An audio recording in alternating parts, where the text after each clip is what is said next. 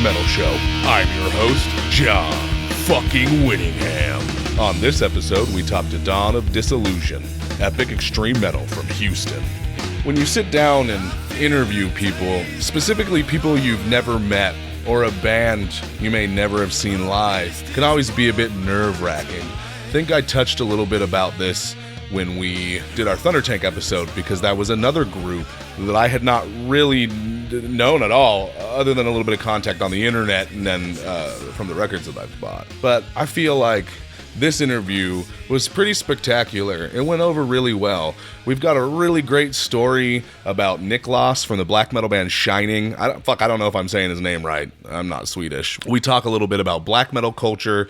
We talk a lot about power metal and melodic death metal and the diversity of different styles of metal that the majority of metalheads enjoy. And at some point, we also conjure a storm. I hope you enjoy.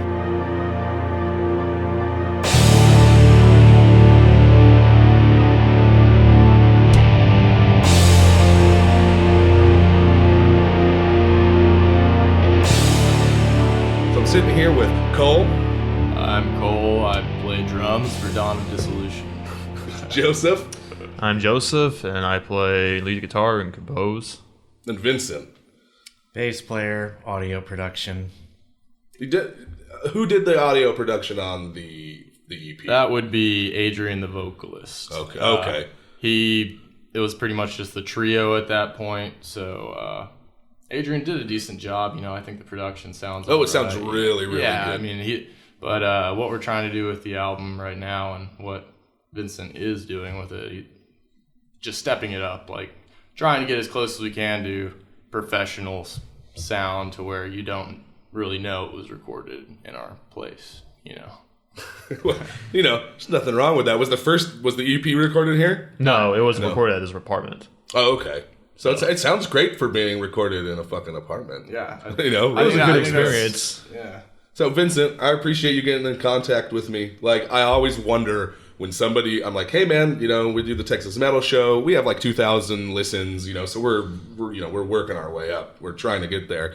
So I always really appreciate it when somebody comes to me and gives me their music. And, that's such a good fucking show, even though the sound at the White Oak Music Hall didn't sound so great, but we'll give them some more chances and maybe I was back there for Explosions in the Sky a couple days later, and the sound outside was pretty good. I mean, it was some of the best outside sound I've ever heard.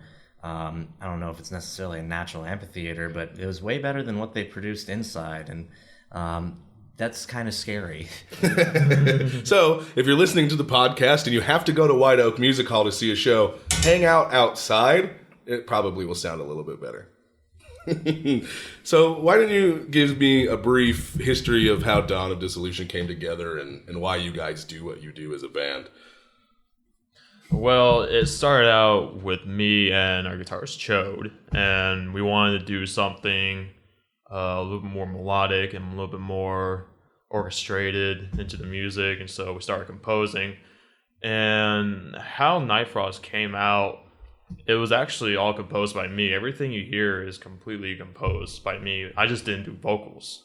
And so I started writing that when I was 16 years old. I remember when I was in what class I was in. I was in some class in high school. I was just writing lyrics for Frozen Conquest.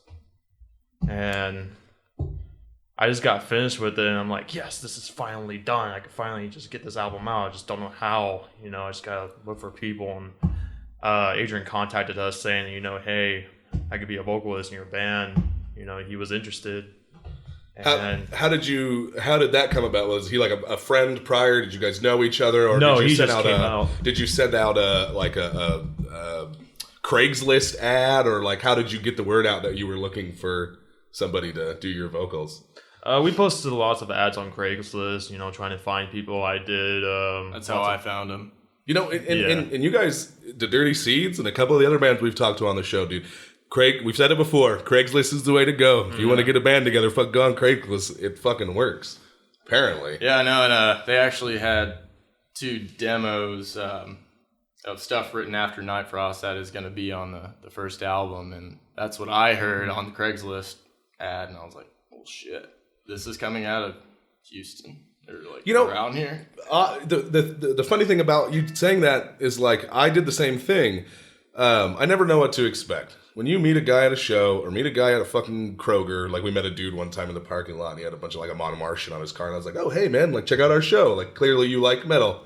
Because nobody goes to local metal shows. They do. That's a lie. But we could Not get as many as they should. Well, we could get a bigger turnout. Local musicians playing in local metal bands go to local metal shows. Yes, that is very, very, very common. Like Brandon Johnson for Project Armageddon will say, if you think Houston's music scene is dead, it's because you're not going to shows.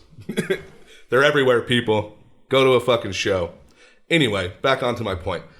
When I first listened to the Night Frost EP, that's what it's called, correct? Yes. I was like, holy shit. Like, I was like, this sounds like something coming out of like Sweden or Germany or, Europe somewhere, not North Side Houston. So to me, I was really excited about that. I was like, this is really good. I really, really enjoyed it. And I knew the first couple of times I listened to it, I was like, I want to talk to these guys and I want to go to their show. Bummed we missed your show last night, but we'll get another one. I'll get another chance. There's a lot of shows. I wish we could go to every single fucking one of them, but certainly we cannot.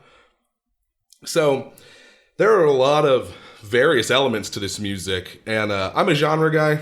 I'm going to talk about genres. I'm not trying to peg anyone into a hole, so don't, some people like it, some people don't, but for me, I like to organize That's not things. bad. Yeah, I like to talk about genres too. Umbrellas. It's really, for me, it's terms. important because you can go, okay, well, these guys are like folky death metal, and then you can find that online and then go, oh, well, here's 17 other bands who play a similar style. Yeah. You guys have a lot of interesting influences. There's kind of like some like black tremolo picking going on, and then there's some real death metal blast beats, and then there's some like piano-y parts. Do you guys use a synthesizer to make all of the ambient noises in the music?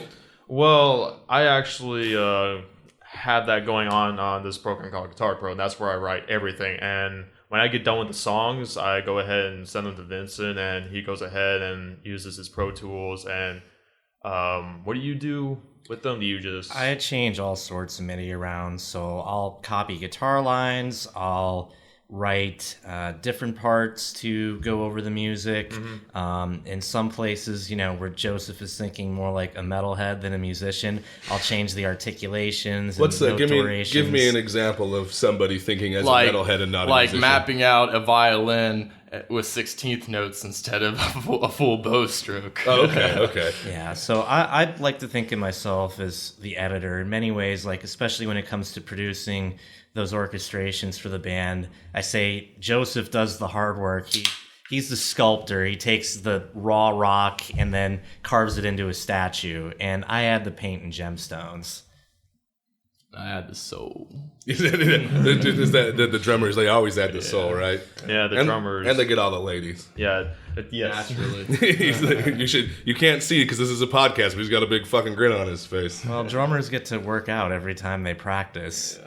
Well, some of that drumming, let's talk about that since we brought it up. We were listening over there. Some of that like double bass, just like, how do you do that? Like, how do you not, I can't imagine having to play that quickly for even 45 seconds. Like, that must be a fucking eternity when you're on the drum kit and you're just fucking going to town. Because you have some crazy shit on that album. Yeah, EP. And actually what's on the Night Frost album EP was before I joined, so those are not real. That is pretty much what I play. I mean, I've tweaked it around to my own style like I do on all the tracks, but yeah, I mean, it's definitely an endurance run.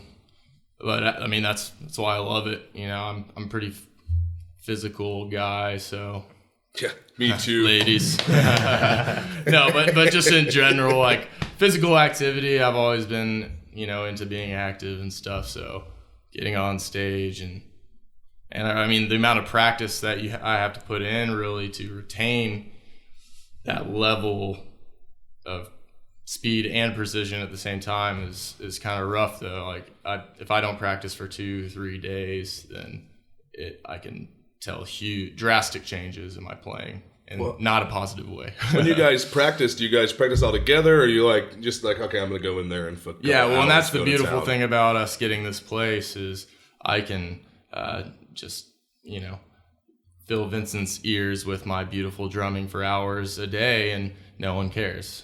except for Vincent. He asked me one day, right after we moved into this place, what's more annoying, my loud drumming or my shitty guitar playing? And being the introvert that I am, I just said, your voice.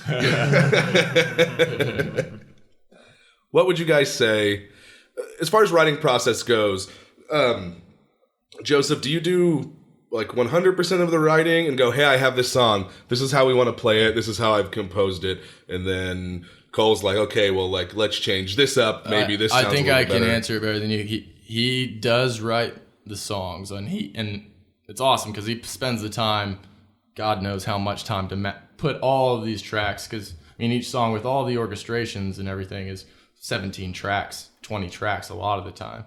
So he spends the time, maps them all out on Guitar Pro, sends it to us, and but the beautiful thing is he really gives us all creative room.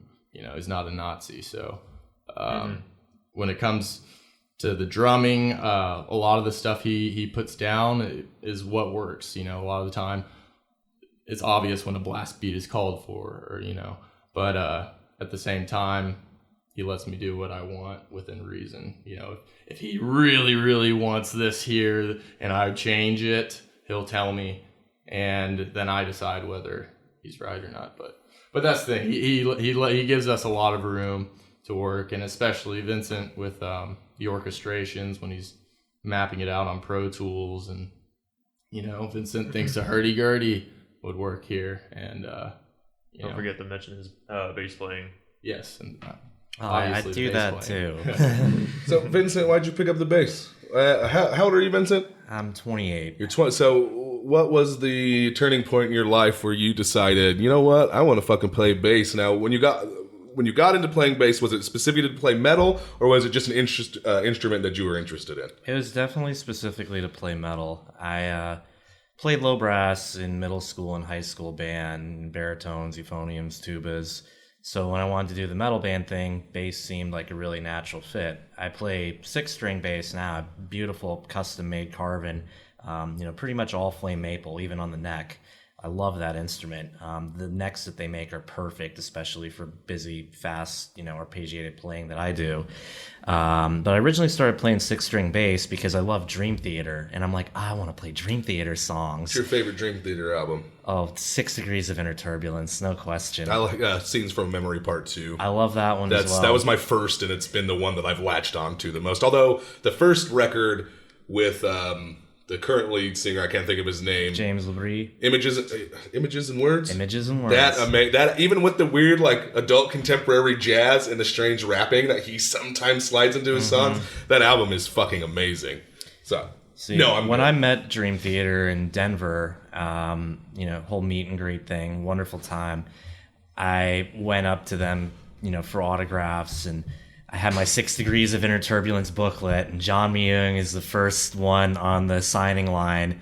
And I walk up to him, so humble. I'm just like, oh, I've learned how to play like 3 or 4 of your albums on bass. This was the first. Please sign us. And they were all cool about that. John Petrucci and Mike Portnoy were definitely 2 of the nicest, coolest people I've ever met in bands. It's always awesome when you meet somebody you idolize, maybe is a strong word, but that's probably a good word, and they're cool people.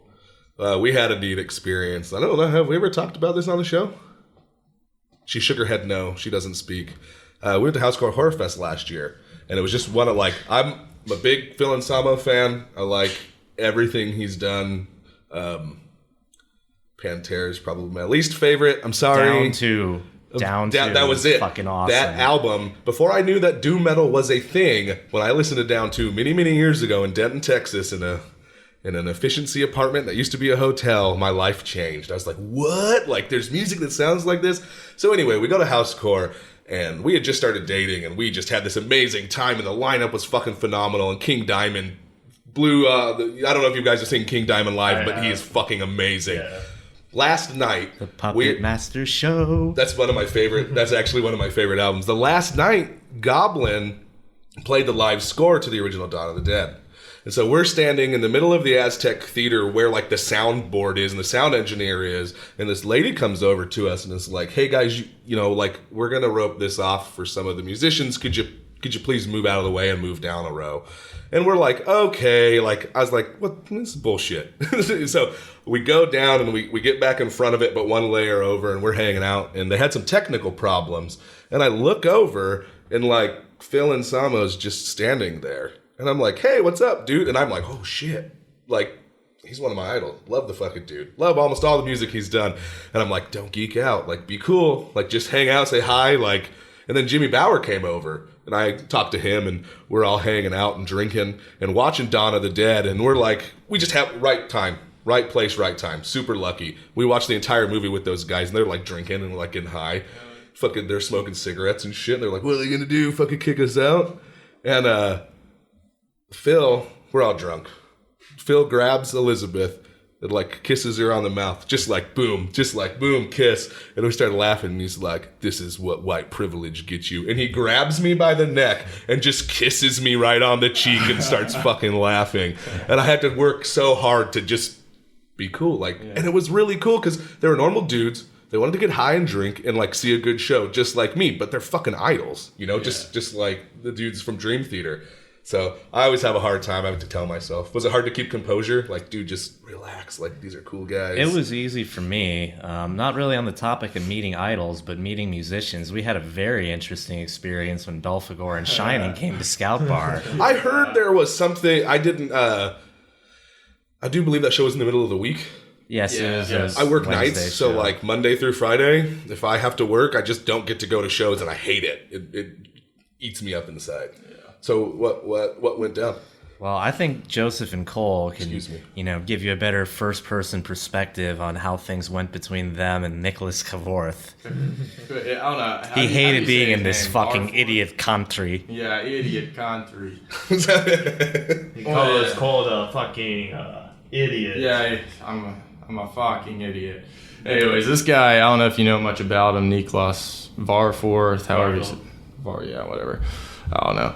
But anyways, he's, if you type in on Google, like, worst crimes committed by black metal musicians. He's like a big, like, white supremacist, like, no, he's guy, isn't he? That's I must be thinking of somebody Varg. Well, of course. Oh, yeah. We could talk about Burzum all day long. I love Burzum. But anyway, so Varg would be number one, obviously, on the list, you know, of infamous black metal stuff. Stupid fucking people that make good music. And Niklas, though, is number 9 on the list. Oh, is there an actual list? Yeah, there is. Okay. So anyways, he's crazy. He's his arms are covered in razor marks. Just from him cutting himself? Yeah, like on stage or just 'cause yeah, he's he does sad? it, I think, every show. Really. Oh, okay. Which his performance is amazing.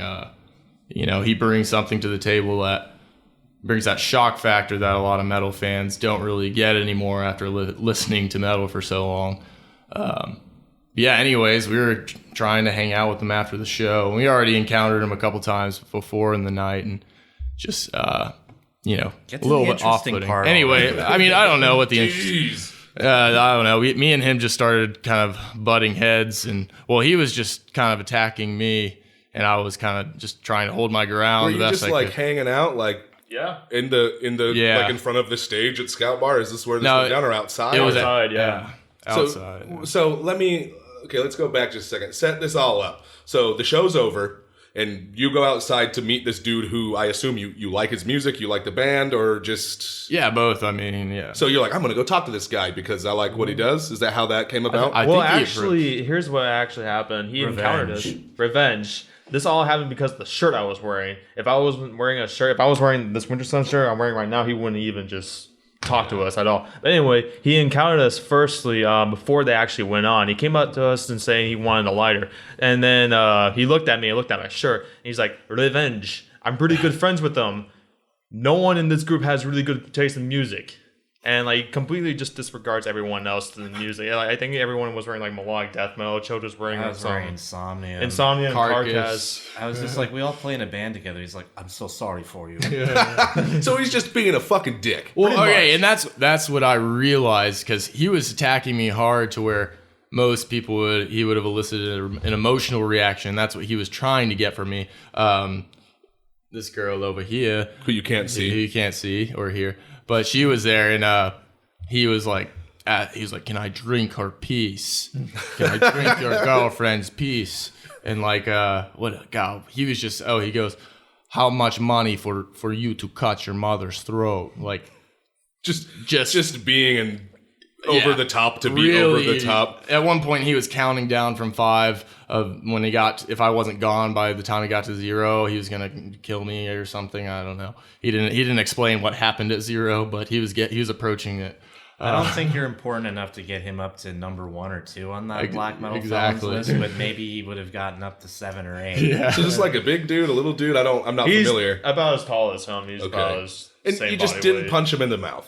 It sounds like he needs a good punch in the mouth, honestly. I'm pretty sure he has. Honestly, I'm sure. I heard on a later show date, some kid did punch. He was like, let a kid have the first punch. Because I think he stirs up shit at every show. He probably, it's part of the. It's part of his act. It's that old black metal mentality that people don't that care. Gangster that stuff. people don't care about anymore. Exactly. It's not fucking 1992. Who gives a shit? Koto would say the same fucking thing if he was sitting right here, right now. No, I appreciate everything about that night. Yeah, I'm not his friend, but man, that was an amazing guy to talk to. A crazy mind. And honestly, we're still talking about him right now. Clearly, it's an experience that you're going to take with you for the rest of your life. Very memorial.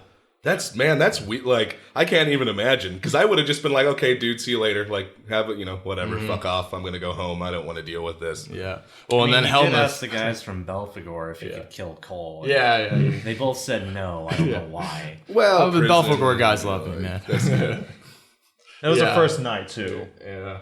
That's fucking hilarious. Yeah, Helmuth and Serpent walk up and they see what's happening. And they're like, they just kind of walk off. I was like, man, if you weren't here, we would get to talk to Belphegor. So, Didn't you say that Serpent was a pussy and Helmuth was your fuck buddy?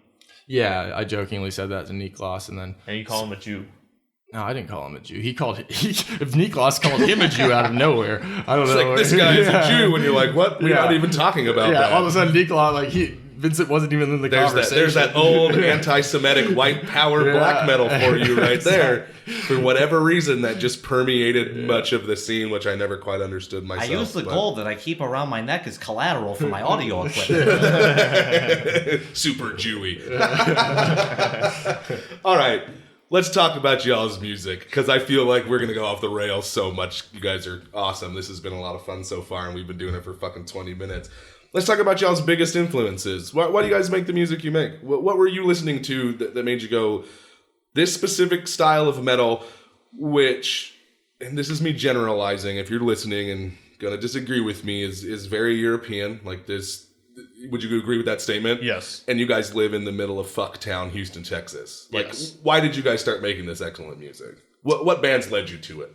Oh, I just started, actually, it all started with me listening to technical death metal bands in, like, high school. And I went into a more symphonic path and started listening more Winter Sun, and then I get into a little bit more folky, with my music. Moon Sorrow, and then Ensiferum, and all of that became more inspiration. So, I apologize for interrupting. Let's talk about folk metal for a minute, because folk metal is just there's a wide variety of different styles of folk metal. One of the first folk metal bands I ever listened to was Elven King from Italy. Have you ever... Yes. That first Elven King album, Heathen Reel, that is some great fucking folk metal. But then you have bands like Armageddon. Yes. I may not even be saying that right because I don't speak Norwegian.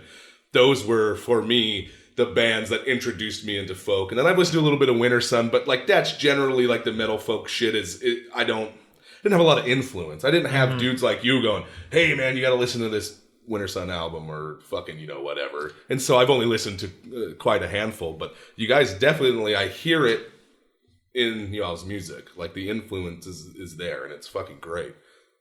Honestly, we all listen to somewhat different genres of metal. You already heard about Joseph on technical death metal and folk. I'm the really weird one in the band because I mostly listen to prog power and operatic metal. Because Blind Guardian is probably the best power metal band in existence. Yes.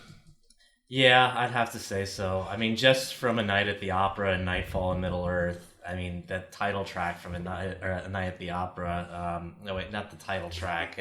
Wait. That was my first tattoo 13 years ago, and it still looks shitty. And then there was Silence, by the way, was the name of the track that I'm thinking of. That is an amazing song. If you're not familiar with Blind Guardian, and you should be because you're just wasting your life, and then there was Silence is a 15-minute long song about the fall of the city of Troy as seen through the eyes of Cassandra the Prophet, and it's probably one of the best 15-minute long songs you'll ever listen to because it's hard to commit. Sometimes you're like, 10 minutes in, kind of want to switch to something else. I prefer long songs than short songs. Yeah. Well, it's apparent if you listen to the EP, there's 3 complete songs. I don't know how you say it because you guys have some like 1 or 2 minute interludes. Intro. Yeah. So you go, I think Night Frost and Frozen Conquest are both right at 10 minutes or like right around 10 minutes long. And Bloodshot is a 5-minute mark. Yes. Oh, yes. Yeah, that's the only one on that EP though that's so short. So back to power metal. Sorry, I'll go off on a tangent. Yeah. I love talking about music. So. Hey, but you remember when you left on the tangent? That's the thing. I've learned that from Mark Maron. If you're listening to my podcast and you've never listened to What the Fuck with Mark Maron, that is a good fucking podcast. Free plug for you, Mark. You don't listen to my show, so you'll never hear it. Other power metal, so Blind Guardian. Power metal all day. Master Plan. Gamma Ray. Lost Horizon. Pagan's Mind. Dude, the first Pagan's Mind album I got, I worked at Pizza Hut. And I met some Brazilian dudes that wanted to play metal. And they're like, hey, your voice... Or they played metal. And they were like, hey, we want you to sing for it. Like, come in and do a couple of songs for us. You have a good voice. I don't know how to fucking sing. But we worked together and... We did a little bit of work and never recorded anything. Very short-lived, like 2 weeks. And he was like, you have to listen to this Pagan Mind album. Celestial Entrance. Yes, that one. Enigmatic Calling. Yeah, I was like, holy shit, this is fucking amazing. I like this guy. We just got Keeper of the Keys Part 1 on vinyl, and I've never listened to a lot of Halloween. Dark Ride. Oh. I'm familiar with the dudes and where they branched out and what they're doing now and how they impacted, but we listened to that album for the first time a couple of weeks ago, and I just got really stoned and cleaned the house, and I was like, this is fucking amazing, because there's nothing better than cheesy as fuck power metal. Ed Guy. What's Avantasia. Thank you. I was just, we just got the new Avantasia album as well, and I just, sometimes I laugh at myself. What else is there that's super fucking cheesy? Not on the side of power metal, but, Arjen Anthony Lucassen, who runs the Arion Project, he's had a lot of power metal vocalists, especially in the past, like Timo Kotipelto and Ian Perry, but his last few out, everything that he's released, in my mind, is like top-class music, but the Binary Code album and the Human Equation that had probably the most star-studded cast of vocalists ever, I think is just amazing. James LaBrie, Devin Townsend, Michael Ackerfeld. Power metal, like, for me was my first real metal album, if you don't count Paranoid or Injustice for All as real metal, quote-unquote, was Demons and Wizards, the first Demons and Wizards record. My brother brought it home. I was like 14 years old when I was playing EverQuest. And, because I'm a big gamer. And I put on this record, and I was like, what the fuck? Like, music like this exists, And then we got always a good feeling. Right. Yeah. Iced Earth Horror Show was up next. And then I started reading liner notes, and then I got into Blind Guardian, and then the Blind Guardian forums, and boom, it just fucking exploded for me.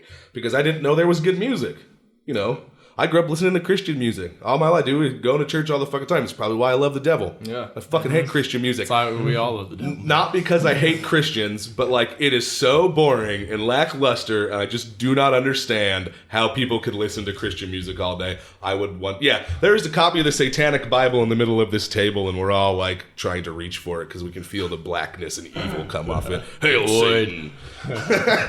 So, the song we're going to play today is Frozen Conquest. This is a little bit of a long song, so let's talk about that before we play it. What's the song about? What was the what meaning behind it? Why did you write it? That kind of thing.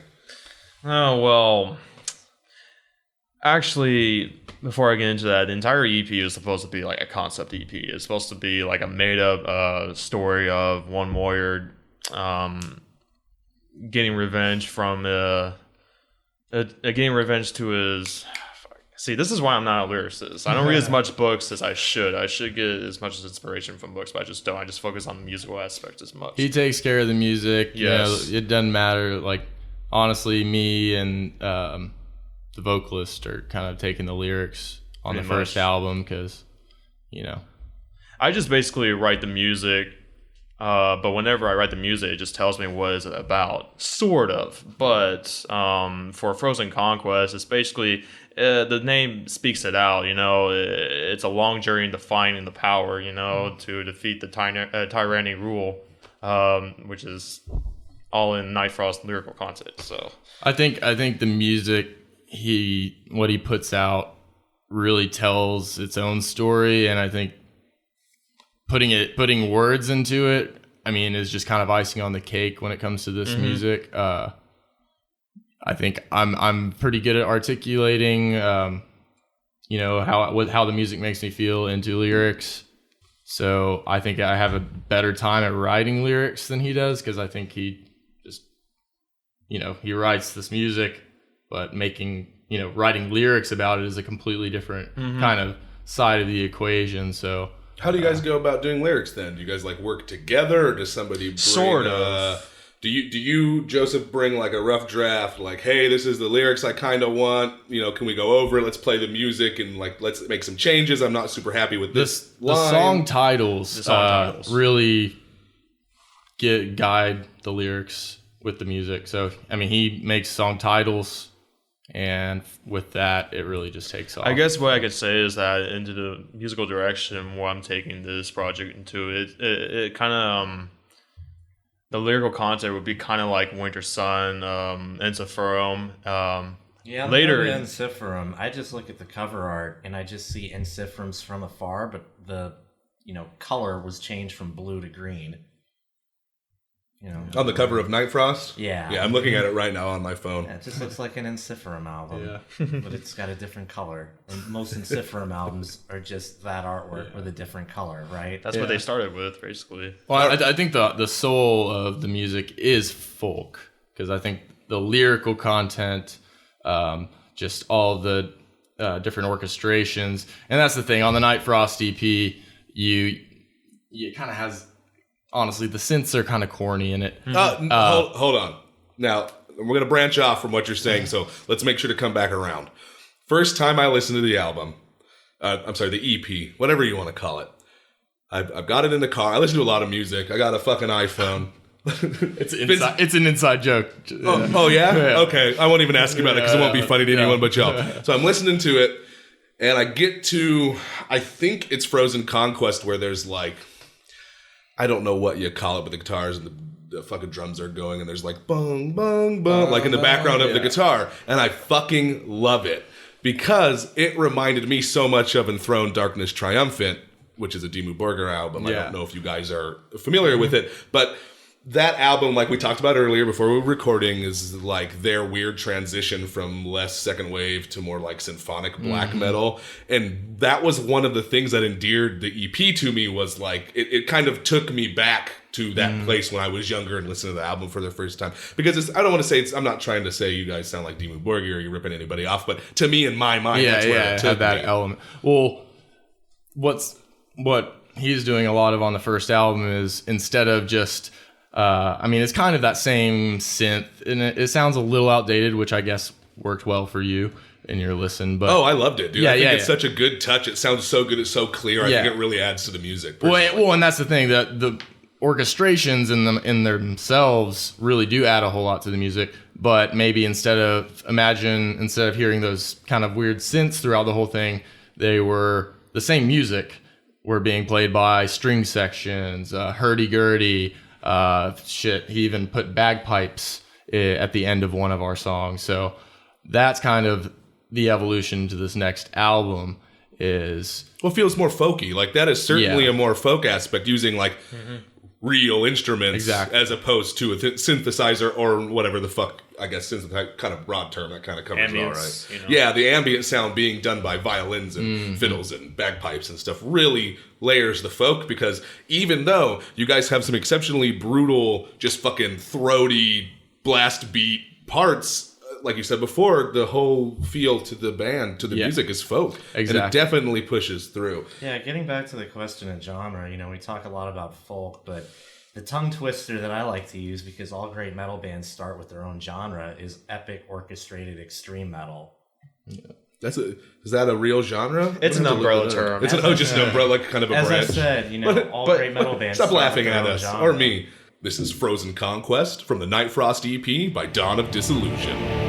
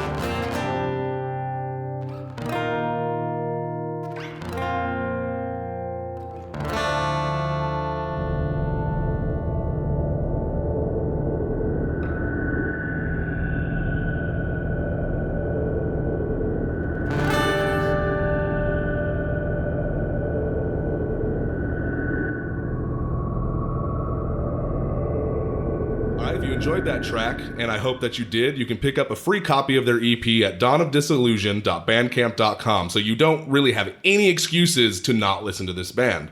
Hopefully someone's listening to the show.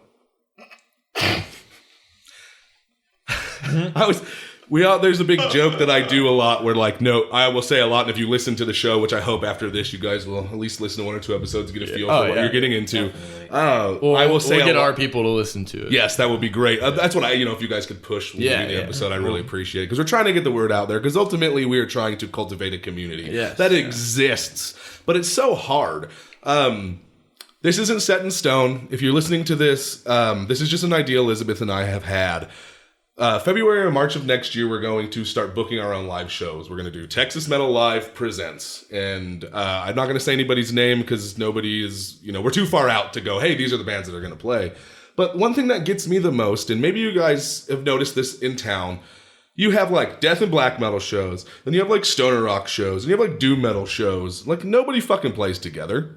I've never been to I apologize, Northside Apocalypse with Spectral Manifest, Funeral Shroud, Project Armageddon at Acadia a couple years ago. Maybe it's been about a year. And that was like a death doom show. And I thought that was real cool because you rarely see the mixing of the genres. And it drives me fucking crazy. Don't get me wrong. I love going to death metal shows and I like going to doom metal shows. But I'd like to see like a thrash band and then a death metal band and like a doom metal band all play on the same stage. There is kind of a weird distinction with the various genres. And I don't know if this is specific to like San Antonio or Austin or like Dallas. Dallas has a huge brutal death metal grindcore, great shit. Houston does too, but everyone sticks together. But we, how do I articulate this? We don't listen to one style of music. I don't listen to just death metal. Most metal death and black and power and thrash and black and I listen to a little bit of everything. So where's the diversity? It exists. The diversity in bands exists in this city and in this state. But when you go to a show, it's always generally kind of pegged into 1 or 2 systems. Mm-hmm. So what do you do? How do you change that? Well, I think Acadia actually is one of the best about that. I mean, and they're a great venue too. Yeah, I love is. that venue. And all the people there are great bartenders. Sound guy Tommy's one of the best. My sound last night, despite a few technical difficulties we had, the sound was awesome. My monitor mix was great. He's awesome. So, and they get these shows, like even last night was Smoking Aces. So they were pretty much power metal. And they're locals? Smoking Aces. They were power metal. And Carry the Storm. Carry the fucking storm.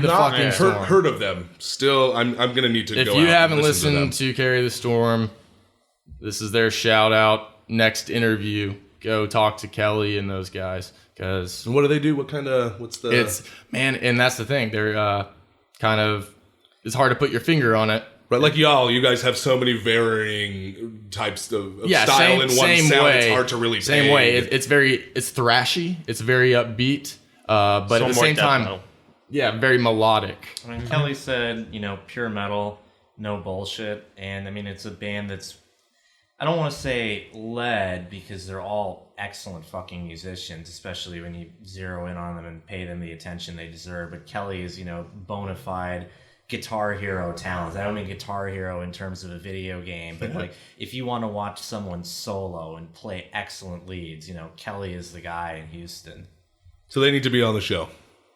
I will make a note of that. I think actually I have on my phone a list of bands that is just ever expanding. There's so much fucking music in this state. Some good, some bad. And I do believe they're actually on the list. It's just me and her, so it's hard for me country. Well, in the words of Nicholas, a fucking idiot country.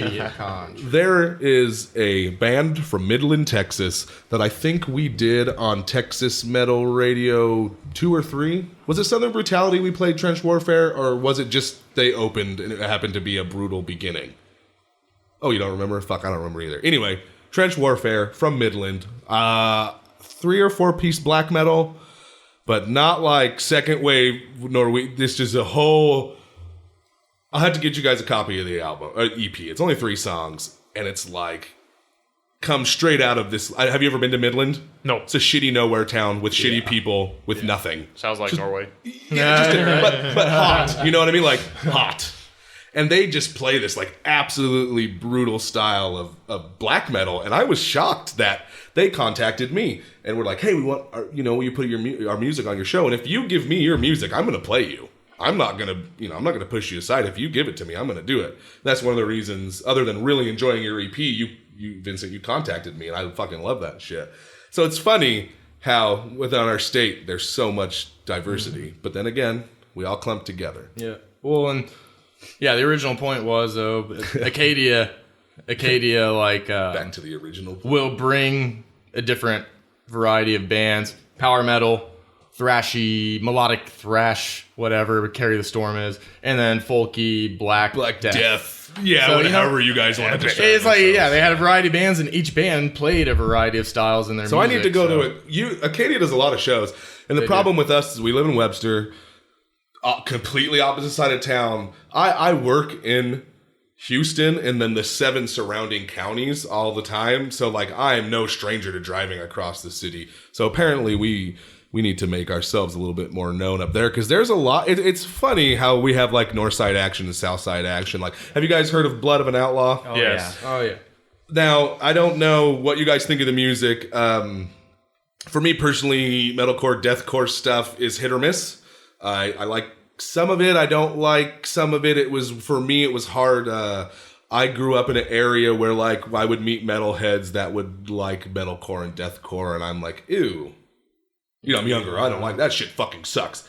Now I don't share that same view, but it is harder for me to get into. So like Northside has a lot of death metal, and then you kind of come on our side of town, Scout Bar side of town, and there's a little bit more metalcore, deathcore kind of stuff going on. And I guess we are the 4th largest city in the country, so it makes sense that there would be some sort of like split. Mm-hmm. So we need to make it a point to come up here more often. You said you live in Webster, and I think it'd be fucking great to live near Scout Bar, especially as a band. Some of the most important shows that we do. Oh yeah, dude, they go Scout down Bar. Fucking, we say Iced Earth, and Sanctuary, and fucking. Yeah. I think is Nile playing at Scout Bar? They are playing at Scout Bar. In fact, we're playing with Nile at Scout Bar. And when is this? March 1st, I think, is what the tickets say. I think it was March 3rd. March 3rd. Yes. All right. I want to say the tickets said March 1st. It's one of the first, second, or third March with Nile and Overkill. Possibly Amorphous.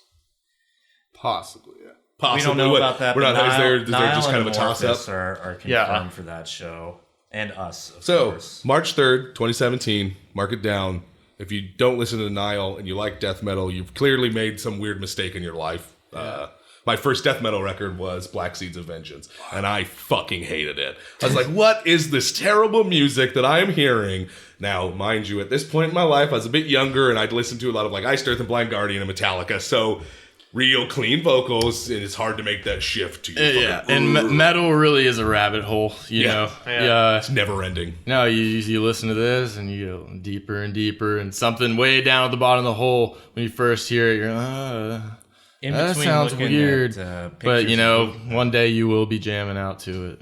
So. Right. It will happen. It's like, I really like this band called Burzum. Oh, he murdered someone and burned some churches down. Like, and he's a white supremacist. I feel really strange about liking his music. It's okay. It's all right. Sometimes, one thing that I've learned, and in the age that we live in of like social media and getting to know everyone, and I'm not going to name any names, but like, you have to separate, in my experience, the personal, various beliefs of a human being from their music. Definitely. There are people in this state that play amazing fucking music who are giant cocks over the internet and in real life that you're just like, dude, why are you being such an asshole? I love your music, and you're a giant douche, and I hate that. And Burzum is a good, I don't believe Varg Vikernes' views. I don't agree with any of his anti-Semitic, any of his white power shit, but you know what? Philosophim is one of the best fucking black metal albums that has ever been released, and I fucking love it. But I hate the fact that he's like, fuck the Jews, black people suck. I just cannot, can't promote that. It's kind of just a cultural thing, though. The fact that black metal has that cultural aspect of it in some places, you don't have to agree with it, but it kind of does make it more dynamic. It kind of... Well, it certainly influences the music. Without that shitty attitude and that hateful viewpoint, you would never have any of that. Yeah, metal's brutal. It always how you went from bands like Hellhammer and Venom, who are mostly credited with starting black metal. Obviously, that's a bigger conversation in of itself, but just to be quick, Hellhammer and Venom really are, when you read about, when you go down the annals of black metal history, they're at the beginning.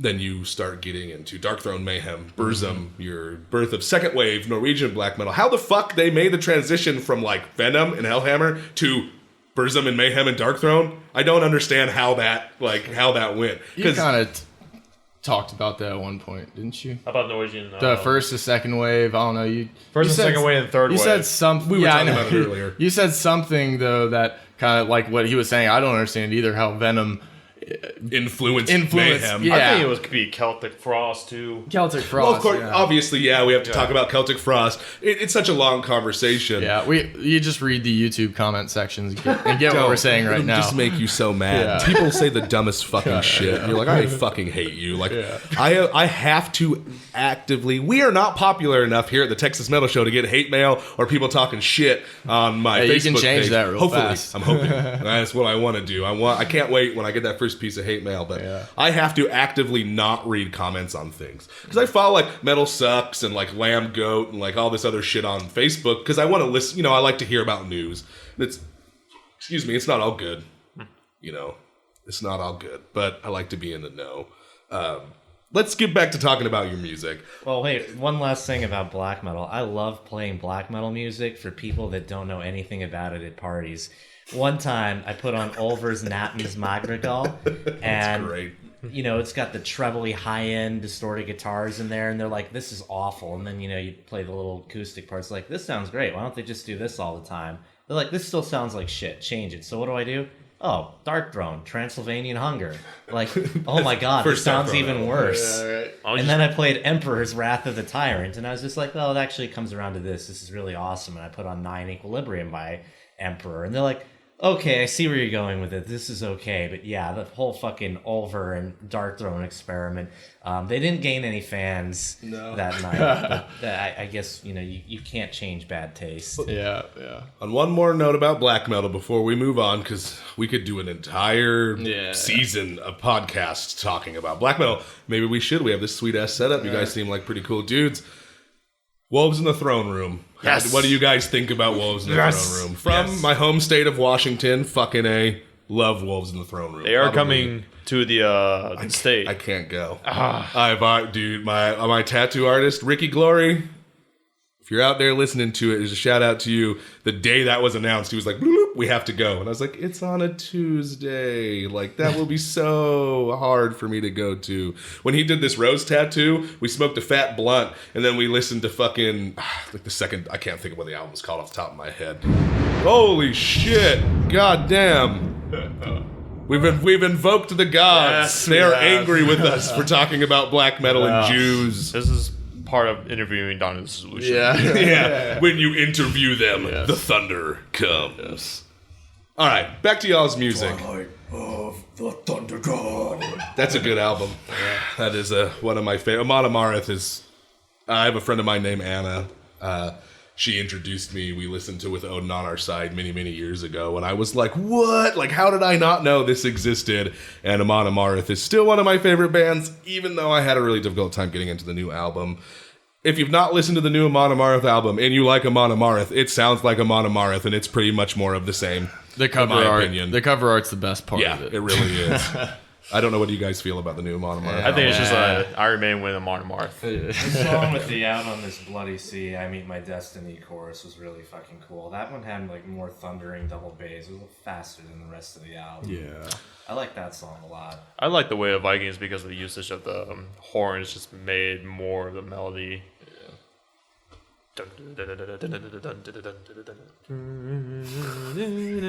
Anyways, if you want to talk about our music, yes, okay. New album, you guys. First album, you have an EP called Night Frost. We talked about. If you don't get it, you're dumb because it's free. Let's talk about the upcoming album. What do we have? Any set date? Do we know what's going on? Do we have maybe an idea of when it might be out, when people can hear it? Because that EP left me hungry for more. Like, I want to hear more of y'all's music. Well, we're hoping. You You might want Gods are not happy with that. Yeah, the lights just or flickered. they and are we're real happy. worried. It depends which gods you're talking about. Anyways, we're hoping the end of the year, January at the latest. We want January to be a grace period. I mean, you never know. It's an album, but that's what we're shooting for. So Good. January of 2017. we'll say January or December. December or January is Okay. what we're So shooting it's for. coming down. It's getting there. Yeah, Okay, that's I good. mean, a lot of the guitars are done. Still have to do a lot of the leads, and Chode has to do like a lot of his parts. Drums are pretty much all tracked except for one song, and he's mixed about a decent amount of the album. And then once he's mixed it all, we're probably gonna send it into Jens Bogren. Jens Bogren, Jens. The Jens Bogren. don't go. Where is he at? Sweden. Oh, okay. So you guys are going to send it across the fucking ocean. To where the music was born. And why is that? For What's mastering. the reasoning? Do you guys have this one particular person in mind? I really love Jens's work. Good And reputation. what has he worked on? For people who- Amorphous, Pain of Salvation, Opeth. I think he's done some Catatonia. So he has like chops. Like Oh, this yeah. dude knows what the fuck is up. I'm not familiar with him, so Yeah, we'd definitely love to work with him, and these guys will work with you if you pay them. obviously, well, yeah. Hopefully, anyone will work with you to pay them. That's another point worth bringing about, and or bringing up why we're working on this album on our own. It's real audio. It's multi-tracked. It's not just Pro Tools setup, but it's good ADAT preamps, quality microphones, quality editing. But so many people are just like, oh, I'm going to go and spend a lot of money in a local recording studio and build up, debts of thousands of dollars working on an album. It's really not a smart plan. We were talking about power metal earlier. Tom Youngblood from Camelot is just like, if you can do it yourself, do it yourself. And we can spend all the time that we need actually performing the parts right versus going to a local studio. And there are guys that really know what they're doing. Maybe they know what they're doing better than I do. They probably do because, that's their profession. But I still haven't heard anything of that quality, done locally, or rather, stuff that like Jens or Frederick Nordstrom or anyone like that would produce. It's just different when you go overseas and go to someone who produces metal albums for labels. And short of that, I don't think it's worth paying for. And he's doing this isn't just your normal home recording of an album. I mean, he's really has so much knowledge when it comes to it. He's got the software. He's got that switchboard over there. He's got all the mic stands that we're using right now. Thank you, by the way. The Dawn of Dissolution Yes. saved us by having these excellent mic stands. Yes. Instead of us having to imagine holding the mic the entire time would have been fucking terrible. So we're coming near the end. It bums me out. I'd love to talk to you guys for 2-3 hours straight, but no one wants to fucking listen to that. Really. Maybe your friends and maybe a couple of my friends, but for the most part. Is there anything else you guys want to talk about? Anything at all you can think of? I don't know. I mean, I could suck y'all's cocks a little bit. I really like the EP. Honestly, it sounds really sex good. sells, so. Let's go, baby. Turn up the sound. We're getting naked. You don't have to, but we're gonna. Lust is the sexy sin. I love the EP. Really enjoyed it. I've listened to it 10, 11, 12 times. I can't wait to hear more. Thank you guys so much for being on the show. I hope we can get some of your music out there because I think people need to hear it because when they do, they're going to go, how the fuck did this come out of Houston? Well, thanks for having us on the show. We appreciate Anytime. you coming here. Let's and get fucking spending drunk. the time. Yeah, let's do Fuck it. yeah. Let's get Do fucked it. up. Baby, get the crack.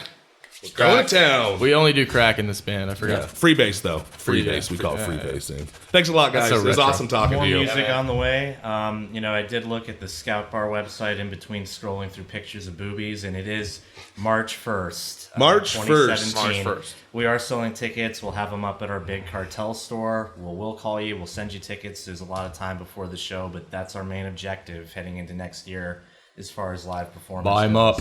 And always remember, if you're talking about metal and you're drinking beer, you must be looking at titties on your phone. It's a requirement. All right, that's our show. I hope you enjoyed Dawn of Dissolution. If you're in Houston and you see them out and about, go support them. They're great dudes making excellent music. If you've been paying attention to the show the last couple of months, you know we've been working with a homeless outreach program called Hope for Houston. They do monthly giveaways consisting of travel-sized toiletries, first aid kits, and other items essential for making life on the streets just a little bit easier. If you'd like to help, you can check out their Facebook page. There's always links in our show notes. You can check our Texas Metal Show Facebook page. There's links on there. They have an awesome Amazon wish list. You can actually give items and you never have to leave your house. Or you can sign up and help out at the monthly events they do. You come hang out with us. Come help a great cause, man. It's fucking awesome. These are great people doing great work.